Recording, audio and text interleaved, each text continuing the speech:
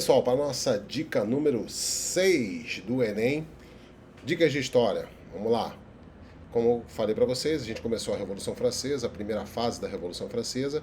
Vamos agora então à parte 2 da Revolução Francesa.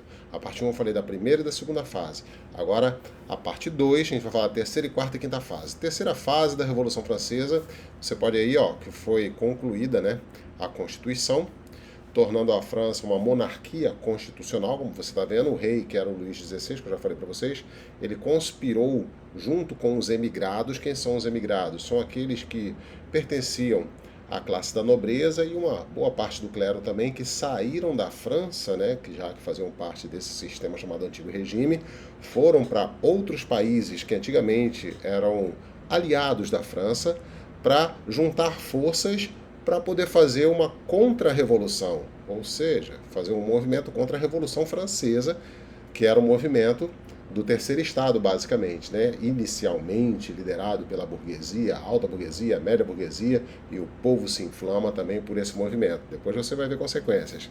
Continuando, aqui a gente vê, Luís XVI conspira com os emigrados numa tentativa de retorno ao absolutismo.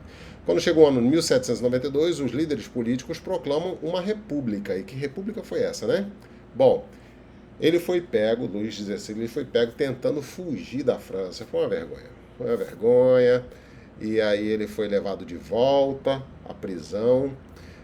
Nessa terceira fase também, o que acontece aqui é que a corte toda, né, fica com muito receio de ser presa. O Palácio de Versalhes estava praticamente tomado, e aí forma-se uma nova organização, que é nessa quarta fase, que é a Assembleia Nacional Constituinte, que é substituída por uma convenção nacional. Então tá aí, essa convenção nacional vai levantar a burguesia ao poder, mas não é a alta burguesia, é a média burguesia e a baixa burguesia, tá? É o início da fase conhecida como a fase do terror. Então, quais são as características dessa convenção? Me acompanha aqui, Amparo aos órfãos e viúvas. Criou o sistema métrico decimal, que é o que a gente usa até hoje: centímetro, milímetro, metro, quilo, litro. Esse é o sistema métrico decimal. Distribuiu terras dos nobres aos camponeses, deu gratuidade do ensino primário, criou um museu do Louvre, a Escola Politécnica, o Instituto da França, conservatórios de música. Então, a gente sabe que culturalmente houve um bom desenvolvimento, né? Nessa transformação toda, né, que a gente viu que era essa quarta fase, é conhecida como a fase do terror, porque esses republicanos de origem jacobina, por isso que é chamada também uma revolução jacobina, eles ultrapassaram as suas pretensões e acabaram se tornando radicais demais.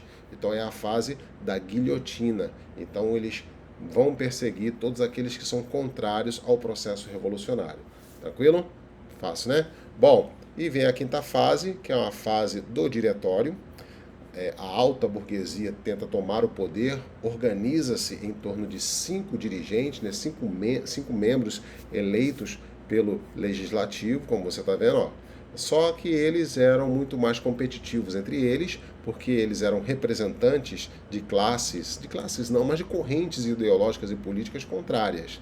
Eram como se fossem partidos que estavam disputando poderes aí nesse diretório. E aí o Napoleão Bonaparte, que estava comandando tropas no Egito, né, numa guerra lá da França contra os ingleses e turcos, quando retorna, ele retorna muito poderoso, liderando um exército dentro da França. Ele dissolve o diretório e estabelece o consulado, e ele é o primeiro cônsul. Esse golpe, né, feito por Napoleão Bonaparte, é o golpe do dia 18 do mês das brumas, é o golpe 18 brumário. Interessante, né? Pois é, esse é o Napoleão com a sua magnífica postura aí.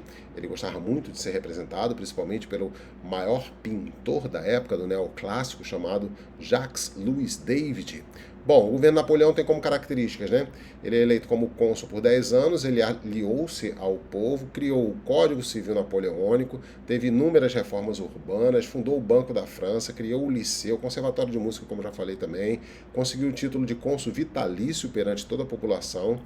Ele vai criar uma força dentro da França para combater as forças contrárias. Essas forças contrárias são a chamada coligação anti-francesa. Então, países antigos, né, absolutistas, que agora vão estar contra a França para fazer uma contra-revolução, como eu já disse, com esse apoio inclusive dos emigrados, que eu já falei para vocês, como a Inglaterra, a Rússia e a Áustria se juntam contra Napoleão. Mas essa coligação perde, viu, ao tentar invadir a França. Bom, Napoleão ele cria também o bloqueio continental no ano de 1806, você já estudou aí, né? Roma e Portugal não concordavam com isso. O bloqueio continental vai ter como consequência, no futuro aí que você vai estudar também, a vinda da família real portuguesa para o Brasil. Fica essa dica aí para você estudar. Em 1812, a Rússia desobedece o bloqueio e é atacada e vence. A Inglaterra, Prússia e Rússia contra a França abatem Napoleão. Tá aí a coroação de Napoleão, viu, pessoal? Fiquem ligados, porque o Império Napoleônico também é importante a gente trazer para vocês, mas isso já vai ser uma outra dica. Até a próxima, pessoal.